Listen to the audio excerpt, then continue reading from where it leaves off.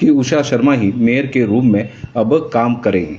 उषा शर्मा जी हमारे साथ है और पूर्व मेयर पूनम ग्रोवर जी भी है, उनसे भी चर्चा करेंगे। लंबा संघर्ष था, करीब 2.25 महीने के बाद उन्हें न्याय मिला है, क्योंकि 10 जून को सरकार द्वारा आदेश पारित किए गए थे, उनकी सदस्यता को, पार्षद की सदस्यता को रद्द किया गया था और उसके बाद उच्च न्यायालय में पहले चुनौती दी गई, लेकिन वहां से जब राहत नहीं मिली तो सर्वोच्च न्यायालय में चुनौती दी और कल वहां से राहत आई है। तो उषा शर्मा जी से हम बात करते हैं। मैम, बहुत बहुत स्वागत है पंजाब केसरी टीवी में और आपको बहुत बहुत बधाई, एक बार फिर से मेयर आप बन गए हैं और कल जैसे आप बता रहे थे कि सत्यमेव जयते। सबसे पहले मैं आप सभी का धन्यवाद करना चाहती हूँ, शुल्ली माँ और अपने कुल देवी देवताओं को नमन करते हुए। हमें पूर्ण विश्वास था न्यायपालिका का कि हमें ज़रूर न्याय मिलेगा, क्योंकि आप जैसे जानते ही हैं कि सच्चाई की हमेशा जीत होती है। लेकिन हमारे साथ एक ये जो भी एपिसोड हुआ है, ये एक षड्यंत्र रचा गया है। इसमें टारगेट किया गया है हम लोगों को, हम दोनों महिलाओं को।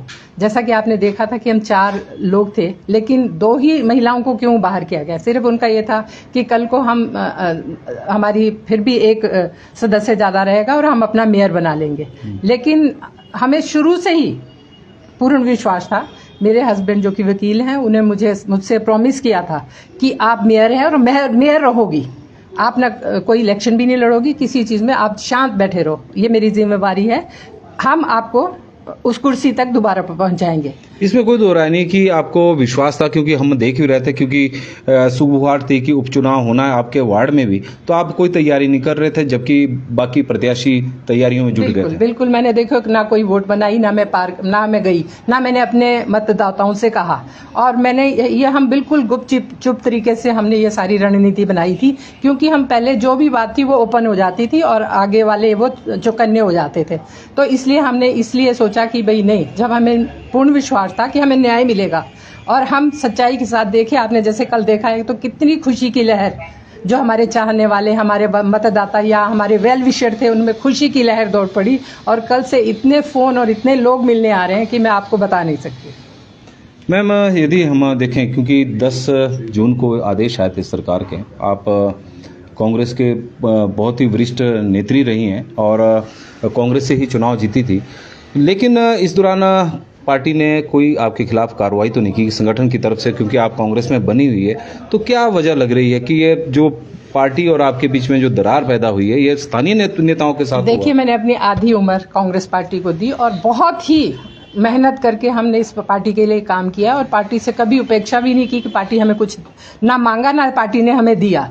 लेकिन अब जो ये षड्यंत्र रचा गया, ये जानबूझ के रचा गया, इसमें हमें नहीं लगता कि क्या ये जो हमारे विधायक मंत्री वो इतने ज्यादा इसमें इंटरेस्टेड थे।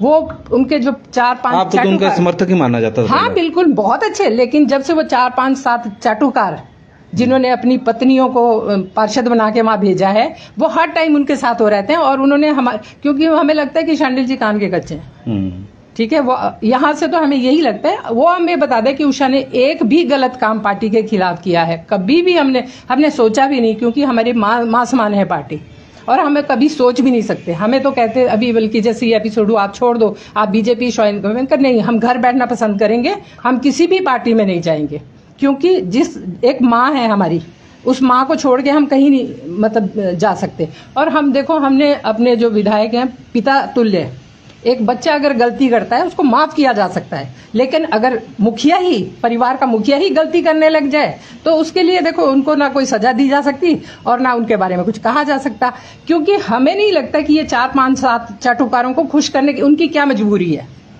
क्या वीक पॉइंट उनके पास है जो वो उनको ब्लैकमेल कर रहे हैं। या तो वो खुश रहते हैं कि वो नारे लगाते हैं, रेस्ट हाउस में उनके साथ बैठ के चाय पीते हैं, उनको मतलब वहाँ से अच्छी तरह से सेटिस्फाइड। महिलाएं ऐसा कुछ नहीं कर सकती, क्योंकि महिलाओं को देखो घर भी देखना होता है, अपने बच्चे देखने होते हैं। उसके बावजूद भी हम लोग पार्टी के लिए टाइम निकाल के काम कर रहे थे, उसकी सजा हमें इन लोगों ने ये दी है। देखो, मान सम्मान से बढ़ के जिंदगी में कुछ, मैं किसी चीज को मायने नहीं देती। एक हमारी एक रेपुटेशन है समाज में, जिसको कि हमने बहुत मुश्किल से संभाल के रखा हुआ है और बहुत मुश्किल से यहाँ तक पहुंचे हैं। लेकिन 1 मिनट में इन्होंने हमारी मान सम्मान की धज्जियां उड़ा दी। उससे बढ़ के ठेस और कुछ भी नहीं लग सकती। यदि हम देखें तो मैम, पहले आप उच्च न्यायालय में गई, वहाँ राहत नहीं मिली, फिर सर्वोच्च न्यायालय में, तो कितनी बड़ी चुनौती थी? बहुत बड़ी चुनौती थी हमारे लिए, हमारी साख इस पे लगी हुई थी। इसमें बहुत सारे लोग हमारे साथ जुड़े हुए थे, जिनकी भावना हमारे साथ जुड़ी हुई थी, लेकिन मुझे पूर्ण विश्वास था कि हमें न्याय जरूर मिलेगा। और ये आपके सामने है कि हमें लगता है कि भाग्य को ऐसा ही मंजूर था, क्योंकि जो एमसी एक्ट है उसमें यह प्रावधान था कि 1 महीने के अंदर अंदर चुनाव होना चाहिए था। जैसे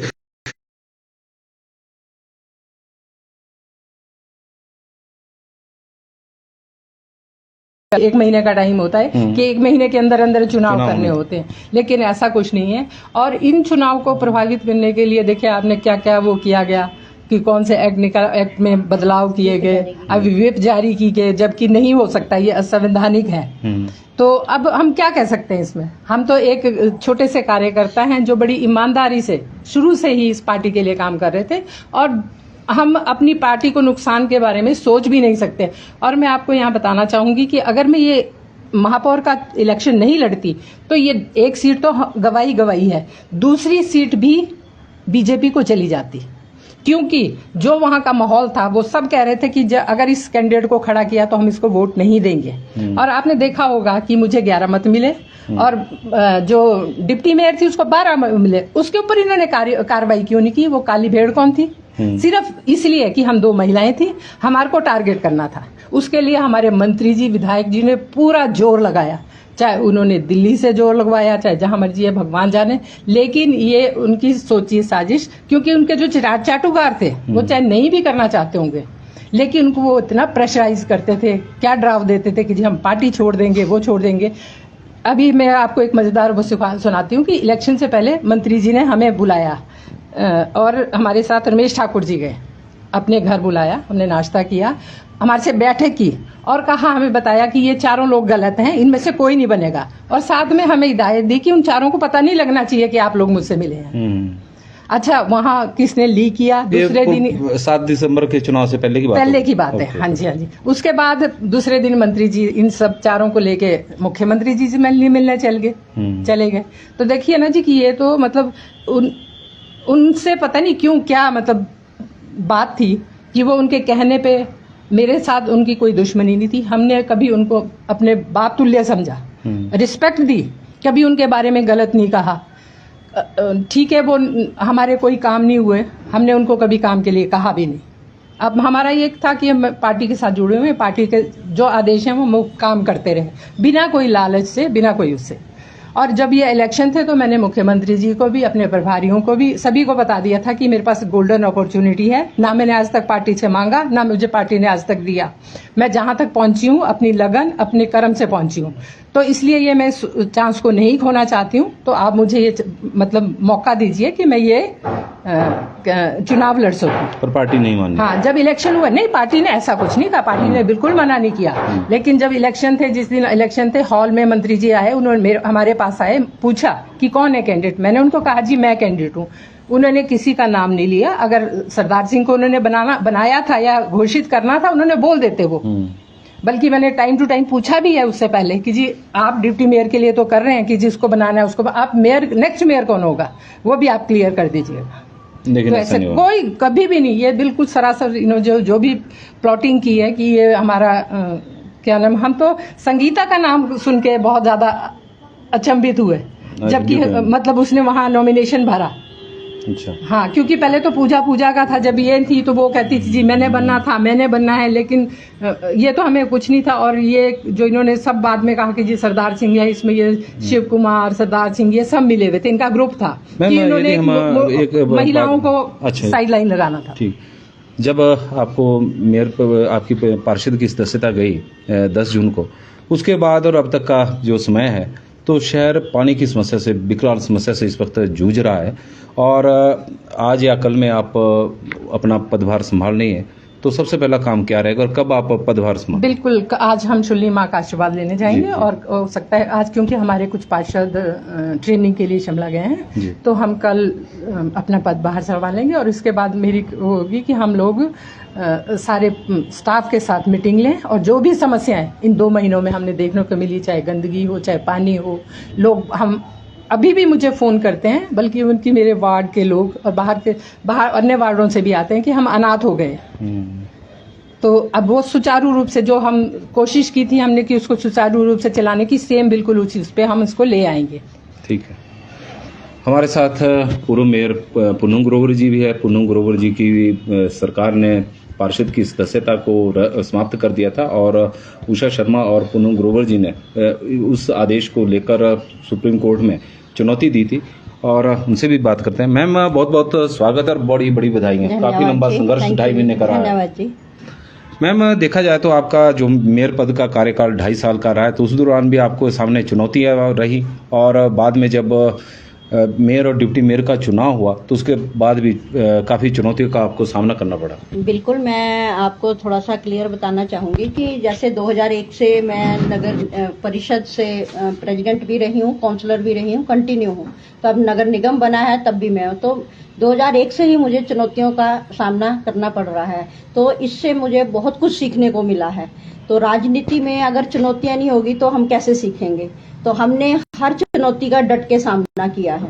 तो अभी जैसे जब मैं मेयर बनी थी तो 1.5 साल बाद जो है मेरे खिलाफ जो है नो कॉन्फिडेंस लाया गया था, मेरे और डिप्टी मेयर राजीव कौड़ा के खिलाफ, क्योंकि डिप्टी मेयर का कार्यकाल जो था वो 15 महीने का था।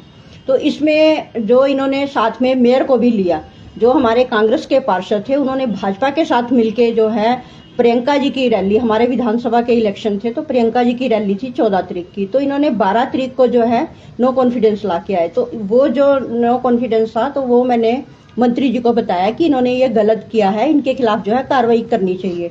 तो मंत्री जी ने कोई एक्शन नहीं लिया। आज मंत्री जी एक्शन लेने पे मजबूर हो गए। क्यों? क्योंकि जो उनके साथ लोग मिले हुए हैं उनके कान भरते हैं, क्योंकि मंत्री जी जो है कानों के कच्चे हैं। ये हमने एक बार नहीं, मैंने कई बार ऑब्जर्व किया, क्योंकि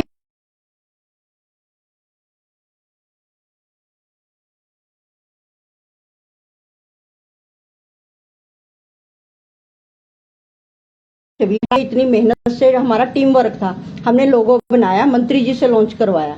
अगर हमारे मन में ऐसा होता तो हम ऐसा क्यों करवाते।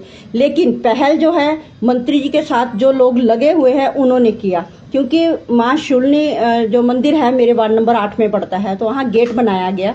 उसमें जो है as a mayor as a councillor पट्टिका पे नाम नहीं था।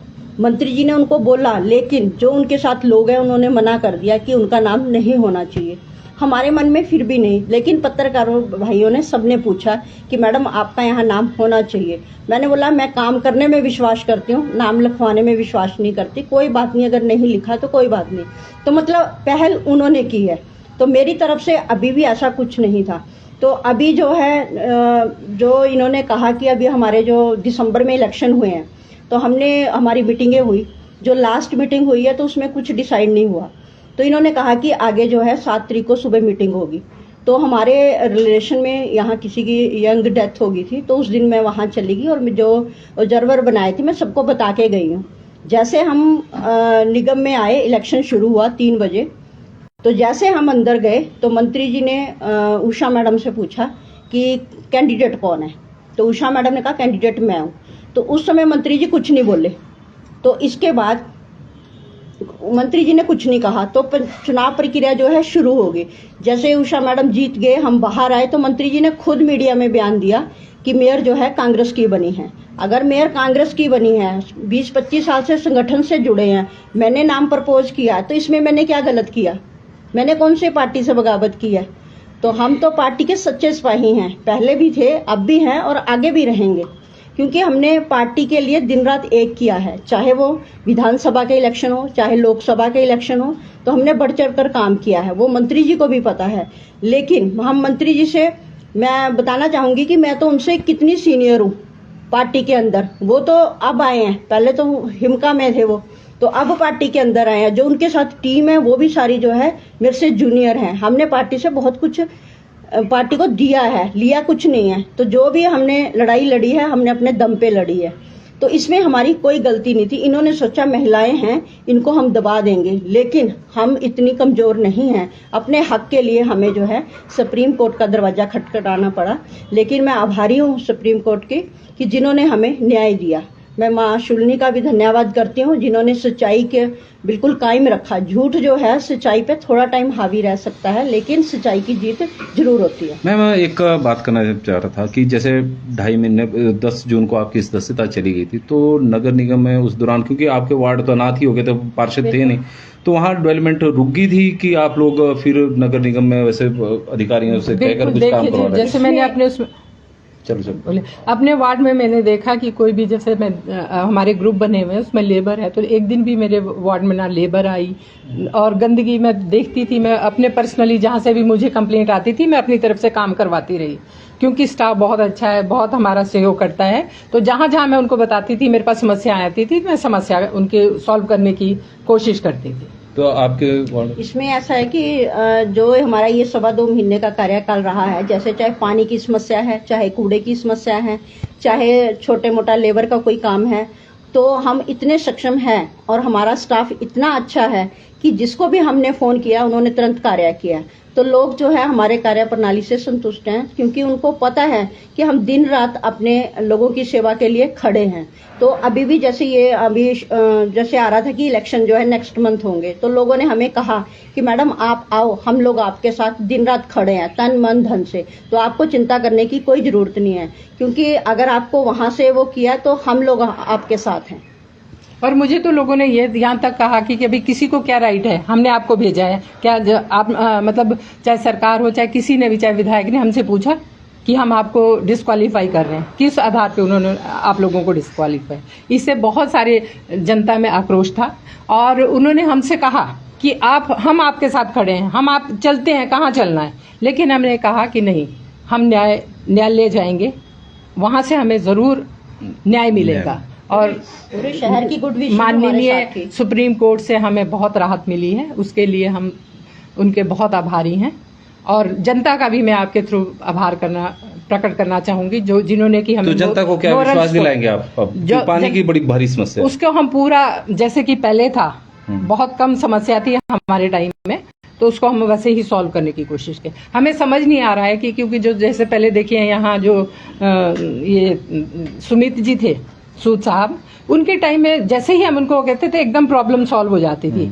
और अब तो हम जैसे देख रहे हैं कि पाइप में लीकेज बहुत हो रही है और कोई ना कोई प्रॉब्लम हर तीसरे दिन हो जाती है। गर्मियों में प्रॉब्लम आती है, बरसात में प्रॉब्लम आती है, लेकिन अब देख रहे हैं हम, आज भी जैसे मैं देख रही थी कि कहीं पाइप जो उनकी मेन पाइप है वो फटी हुई है। मैम कल आप पदभार संभालिए मेयर का, तो उसके बाद सीएम साहब से भी मिलने का कोई? और बिल्कुल अपने मुखिया से मिलेंगे। और मतलब वैसे तो हमने उनको शुरू में अवगत करवा दिया था कि हमारे साथ क्या हुआ है, और अब भी जाके हम उनसे मिलेंगे। उनसे हमारी कोई वो नहीं हो, क्योंकि उनको तो पूरा हिमाचल देखना है। ठीक है। लेकिन हमें जो नाराजगी है वो हमारे अपने विधायक से हैं, जिन्होंने हमारी बात को नजरअंदाज किया, जबकि हम उनके साथ कोई वो नहीं था। हम रात दिन कंधे से कंधा मिला के उनके साथ चले। उषा शर्मा और पूनम ग्रोवर का स्पष्ट कहना है, जो सर्वोच्च न्यायालय का आदेश आया कि सत्यमेव जयते, सच्चाई की जीत हुई है और न्यायपालिका पर उन्हें पूर्ण विश्वास था। और यही वजह थी कि वो इतने दिनों से, जैसे वार्ड के चुनाव को लेकर कई प्रत्याशी तैयारियां कर रहे थे, वो तैयारियां नहीं कर रहे थे। और मेयर उषा शर्मा ने जब सोलन की जनता को यह विश्वास भी दिलाया कि जैसे ही वो पदभार ग्रहण करेगी, उसके बाद पानी की समस्या को दूर करने का प्रयास होगा, ताकि लोगों की जो समस्या अब इतने दिनों से लोग फेस कर रहे हैं वो दूर हो सके। तो पंजाब केसरी टीवी के लिए नरेश पाल की रिपोर्ट।